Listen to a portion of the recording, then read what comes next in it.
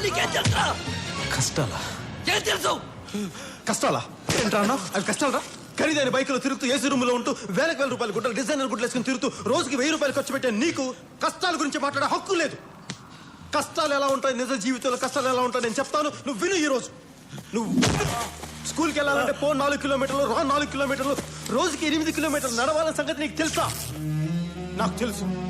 అన్నం అంటే జొన్నన్నం తినాలని, వరన్నం 6 నెలలకి వండుకుంటారని, పరమాన్నం వండినప్పుడే పండుగ అంటారన్న విషయం నీకు తెలుసా? నాకు తెలుసు. ఆడుకోవాల్సిన పశు వయసులో సరైన వైద్యం అందక బిడ్డలు చనిపోతారన్న విషయం నీకు తెలుసా? ఆకలేస్తే నేల వైపు, దాహం వేస్తే ఆకాశం వైపు చూసే మనుషులు ఇంకా బతుకున్నారు ఈ సమాజంలో. నువ్వు బతుకున్న ఈ సమాజం ఉన్నారని ఇంకా తెలుసా నీకు? తండ్రి చనిపోయిన 6 గంటలకి తల్లి చనిపోతే ఆ బాధ ఎలా ఉంటుందో ఎప్పుడైనా అనుభవించావా? నేను అనుభవించాను. కంటికి కనిపించిన ఏదో ఒక శక్తి కొన్ని టన్నుల బరువుతో భూమిలోకి తొక్కుతున్నట్టు నీకు ఎప్పుడైనా అనిపించిందా? వయసులో ఉండగానే బాధతో భుజాలు కుంగిపోవటం ఎప్పుడైనా అనుభవించావా?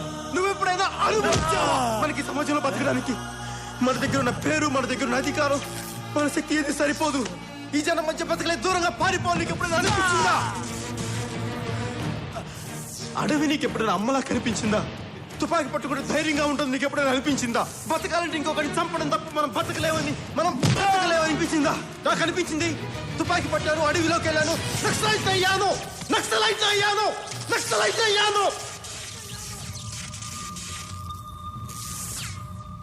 ఇక్కడ కష్టం గురించి మాట్లాడే హక్కు